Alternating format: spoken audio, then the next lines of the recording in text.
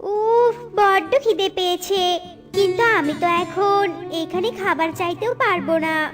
হাজার হলেও তো আমি এবারে নতুন বউ। এখানে যদি খাবার চাই তবে তো সবাই আমাকে নিয়ে কানাকানি করবে। কি করি এখন, কি করি? কি ব্যাপার বৌমা, তুমি মনে মনে কি ভাবছো বলো তো? আমি তো তোমার জন্য পায়েস নিয়ে দাঁড়িয়ে আছি গো।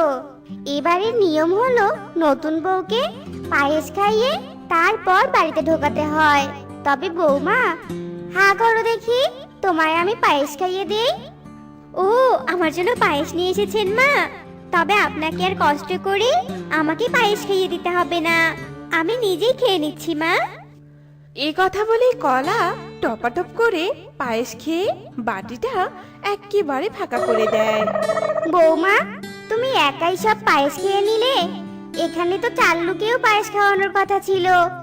যাই হোক, এবার ভিতরে এসো। মা আলুর কথা মতো কলা ভিতরে যায় আর চালুর সাথে শুরু হয় কলার নতুন সংসার।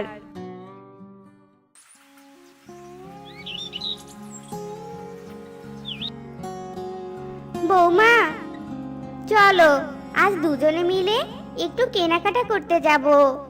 ঘরের কিছু জিনিস কিনতে হবে আর কি। আর বিয়ের পর তো তোমাকে কোনো গয়নাও কিনে দেওয়া হয়নি। আজ তোমায় কিছু নতুন গয়নাও কিনে দিব বৌমা, চলো। ও, তাই নাকি মা? এ তো খুব ভালো কথা। তবে মা, আমাকে কিন্তু রাস্তার পাশের দোকান থেকে ফুচকা খাওয়াতে হবে। বৌমার শর্তে মা আলু রাজি হয়। এরপর কলা তার শাশুড়ির সাথে যায়। কিন্তু রাস্তায় যেতে যেতে কলা যে খাবারই দেখে তার সে খাবারটাই খেতে ইচ্ছে করে। এভাবে পথের খাবারের দোকান দেখতে দেখতে কলা আর মা আলু স্বর্ণের দোকানে গিয়ে পৌঁছায়। পটল দাদা, দোকানে তো দেখছি অনেক নতুন গয়না তুলেছেন। তা বলছি দাদা, আমার বৌমার জন্য নতুন কিছু ভালো মানের গয়না দেখান তো। বসুন দিদি, আমি দেখাচ্ছি। আর আজ সব নতুন নতুন কালেকশন দেখাবো, দেখবেন বৌমার অনেক পছন্দ হবে। এ কথা বলে পটল গয়না দেখাতে শুরু করে দেয়। আর তখনই কলা দেখতে পায় গয়নার দোকানের পাশ দিয়ে আইসক্রিমওয়ালা যাচ্ছে। আর এ দেখে কলা আইসক্রিম কিনতে যায়। কিন্তু মা আলু এ ব্যাপারে কিছুই বুঝতে পারে না। বৌমা, গয়নাটা দেখো তো কেমন। আমার কিন্তু গয়নাটা বেশ ভালো লেগেছে বৌমা। আর গয়নাটা তো বেশ ভারী সুন্দর। তুমি দেখো তো, আমার তো পছন্দ হয়েছে। তোমার পছন্দ হয় কি না? আরে বৌমা, কোথায় তুমি? কলাকে দেখতে না পেয়ে মা আলু অনেক রেগে যায়। আর ঠিক তখনই কলা আইসক্রিম খেতে খেতে সেখানে আসে। আর মা আলুকে দেখে কলা বুঝতে পায় যে মা আলু তার উপর অনেক রেগে আছে। কি মা, ওভাবে তাকাচ্ছেন কেন? আসলে মা, আইসক্রিমওয়ালাকে দেখে আর লোভ সামলাতে পারিনি, তাই আইসক্রিম নিতে দৌড়ে গিয়েছিলাম। যাই হোক মা, আপনার হাতের গহনাটা কি পছন্দ করেছেন নাকি? হ্যাঁ, খুব ভালো হয়েছে কিন্তু মা, কিনে নেন। এরপর কলা আর মা আলু মিলে গয়নাটা কিনে নেয়।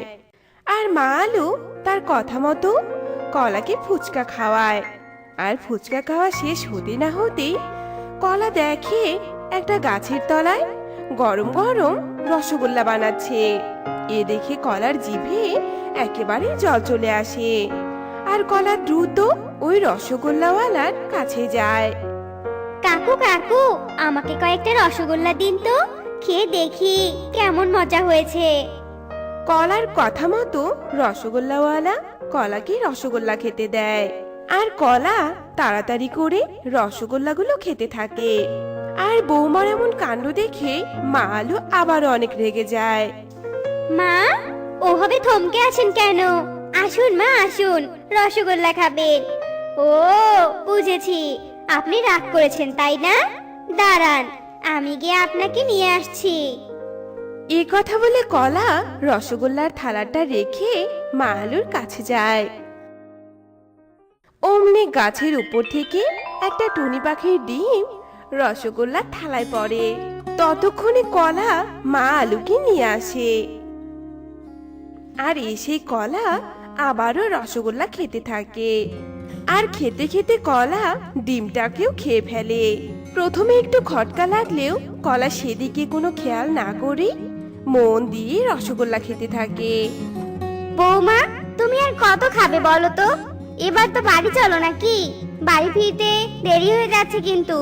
বৌমা, আর রসগোল্লা খেতে হবে না তোমার, অনেক খেয়ে ফেলেছো, এবার চলো। এরপর মা আলু বৌমাকে নিয়ে তাড়াতাড়ি বাড়িতে চলে আসে। আর এর কিছুদিন পরে ঘটে আসল ঘটনা। হঠাৎই কলার পেট এক্কেবারে ফুলে যায়। ও মা গো, বাবা গো, মরে গেলাম রে, আমার পেটটা যে ভীষণ ব্যথা করছে। অত অস্থির হইও না বৌমা, তুমি অত অস্থির হচ্ছ কেন? এ সময় একটু আধটু পেট ব্যথা করেই থাকে। তবে তুমি যে গর্ভবতী হয়েছো, এতে তো আমি খুব খুশি হয়েছি বৌমা। যাই হোক, তুমি একটু ধৈর্য ধরো মা, সব ঠিক হয়ে যাবে। মা আলুর এসব কথা শুনে কলা নিজেকে শান্ত রাখতে চাইলেও আর শান্ত রাখতে পারে না, বরং কলার পেটের ব্যথা দিন দিন বাড়তেই থাকে। আর একদিন তো কলা ভীষণ অসুস্থ হয়ে যায়। হায় ঈশ্বর, এ আমি কি দেখছি? কলার পেটে টুনি পাখি? এমন তো আমি আর আগে কখনোই দেখিনি। ডাক্তার লাউয়ের এসব কথা শেষ হতে না হতে চালু আর মা আলু সেখানে আসে। এরপর ডাক্তার লাউ তাদের সব কথা খুলে বলে। এসব কথা শুনে তারা অনেক অবাক হয়। এসব আমি কি শুনছি? আমার বৌমা একটা টুনি পাখির জন্ম দিয়েছে? এমন কাণ্ড তো আমি আগে কখনোই শুনিনি। এবারে টুনি পাখিকে আমরা কি করব? কি আর করব মা, আমার স্ত্রী যখন একটা টুনি পাখিকে জন্ম দিয়েছে, তবে এই টুনি পাখিকেই আমরা আমাদের নিজের সন্তানের মতো বড় করব। চাল্লুর কথা মতোই কাজ হয়। তারা টুনি পাখিকে বাড়িতে নিয়ে যায় আর সন্তানের মতোই লালন পালন করতে থাকে। এভাবেই বেশ কিছুদিন কেটে যায়। হঠাৎই একদিন এক টুনি পাখি কলার বাড়ির ওপর দিয়ে উড়ে যাচ্ছিল। আর তখনই টুনি তার ছানাকে দেখতে পায়। এ কি, আমার ছানা এখানে কেন? সেই যে আমার ডিমটা হারালো, তারপর গাছে নিচে আমি কত করে আমার ডিমটা খুঁজেছি, কিন্তু কোথাও পাইনি। তবে আজ তোমার কাছে আমি আমার ছানাকে পেলাম। ও আমার ছানা। কি বলছো তুমি? তবে কি আমি সেদিন রসগোল্লা মনে করে তোমার ডিম খেয়েছিলাম, আর শেষমেশ আমি তোমার ছানা পেটে নিয়েই গর্ভবতী হয়েছিলাম? তবে এখন কি হবে? কি আর হবে? তুমি আমার ছানাকে আমায় ফিরিয়ে দিবে? না না, আমি আমার মাকে ছেড়ে কোথাও যাব না। তুমি কে? আর তুমি বা এখানে এসেছো কেন? তুমি চলে যাও এখান থেকে, চলে যাও বলছি। না রে মা, ওই টুনি যে তোর মা, আর আমি যে তোকে জন্ম দিয়েছি মাত্র। তবে তুই তোর মায়ের সাথে যা মা, আমি তোকে আর আটকাতে পারবো না। এভাবে বলছো কেন বোন? আমি তো ওকে একেবারে ছিনিয়ে নিয়ে যাচ্ছি না, আমি ওকে মাঝে মাঝে তোমার কাছে নিয়ে আসবো, বুঝেছো? তখন তুমি ওকে মন ভরে দেখতে পাবে।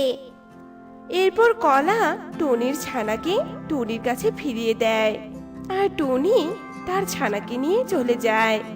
কেঁদো না গো, যার ছানা তাকে দিয়েছো, এতে কষ্ট পাওয়ার কি আছে বলো তো? আর দেখো, তুমি আবার মা হতে পারবে। আর শোনো, তোমাকে একটা কথা বলছি, তুমি কিন্তু আর বেশি খাই খাই করবে না এখন থেকে। দেখেছো, তোমার খাওয়ার অভ্যাসটা এত বেশি হয়ে গেছে যে তুমি সেদিন কি খেয়েছো, তুমি কি খাচ্ছ না খাচ্ছ সেটাও তোমার খেয়াল থাকে না।